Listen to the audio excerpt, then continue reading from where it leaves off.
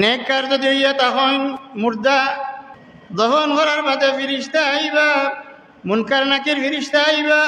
মুনকার নাকির ফিরিস্তা হওয়ার লগে লগে এনতানরে যে বুয়াইবা, সোয়াল জবাব করবা। সোয়াল জবাব গিয়া এনতানোর কোনো অসুবিধা হইতো না, বদকার হইলে অসুবিধা হয়ে যাব। মুমিন যদি হইয়া তা হয় তাহলে রাসূলুল্লাহ সাল্লাল্লাহু আলাইহি সাল্লামের পরিচয় দিতে কোনো অসুবিধা হইতো না। ওটা হইল মূল সোয়াল। আতা মালাকানে ফায়ুজলিসানিহি, দুই ফিরিস্তা আইবা ইয়া বয়াইবা। নেককার হইয়া থাকলে ফিরিস্তা দেখিয়া ডরাইতে নাই। তখন বুয়ানির বাদে সোয়াল যখন হইব, মার রব্বুকা, তোমার রব হে।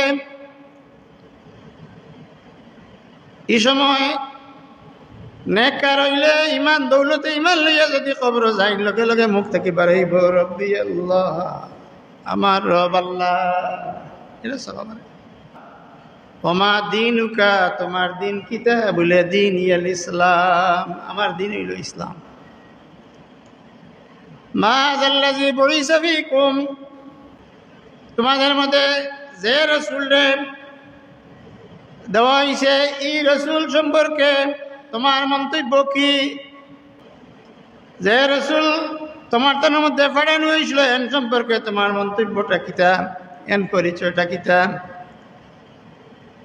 তখন যদি ইমান লইয়া যায় তাহলে এই সময় তাই কইতে পারবা হুয়া মুহাম্মাদুর রাসূলুল্লাহ সাল্লাল্লাহু আলাইহি ওয়াসাল্লাম, এনিলা আমরা রাসূল মুহাম্মদ সাল্লাল্লাহু আলাইহি ওয়াসাল্লাম। ও সোয়ালটা হইল দৌলত ইমান না লইয়া গেলে রাসূলুল্লাহ সাল্লাল্লাহু আলাইহি ওয়াসাল্লামের পরিচয় পাইতা নাই, এন হওয়া সম্ভব হইত নাই। আর দৌলতে ইমান লইয়া গেলে আল্লাহ রসুলের পরিচয় নতাইন দিলাইতে পারবা, দেখিও চিনি দিবা। কইবা এখন আমরা তো এখন দেখছি না, তো এই সময় দেখুন কিনা। আমরা যদিও এখন দেখি না আল্লাহ রসুল রে, কোরআন শরীফ দ্বারা সাবিত, আমরা যে আমল করি ই আমল আল্লাহ দেখুন, আল্লাহর রসুল দেখুন। অকুল আমালু ফাসায়ারাল্লাহু আমালাকুম ওয়া রাসূলুহু,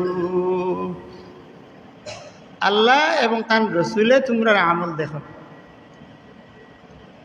আল্লাহ তার হাবিবরে কুদরতি পাওয়ার দিয়া দিছেন, উম্মতের আমলটা পর্যবেক্ষণ করা লাগিয়া উম্মতের আমল তাই নিজেও দেখুন। ফাসায়ারাল্লাহু আমালাকুম ওয়া রাসূলুহু, রাসূলুল্লাহ সাল্লাল্লাহু আলাইহি ওয়াসাল্লামের বিশেষ মর্যাদা আল্লাহ পাকে তানে দিয়া দিছেন, যার কারণে এই সময় রাসূলুল্লাহ সাল্লাল্লাহু আলাইহি ওয়াসাল্লামের পরিচয় করা মুমিনদের লাগি সম্ভব। আমরা তো আল্লাহরে দেখছি না, কিন্তু হাসরের ময়দানে আল্লাহর সামনে আইবা, এই সময় তো সবাই দেখব, সবাই চিনব।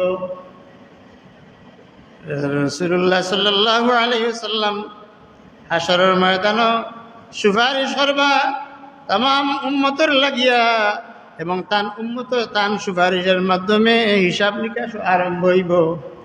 সারার পয়লা সুপারিশকার হইলা রাসূলুল্লাহ সাল্লাল্লাহু আলাইহি ওয়াসাল্লাম, আউয়ালু শাফিঈন ওয়া আউয়ালু মুশাফফা, আমি সবার পয়লা সুপারিশকারী, আর আমার সুপারিশ আগে কবুল করা হইব।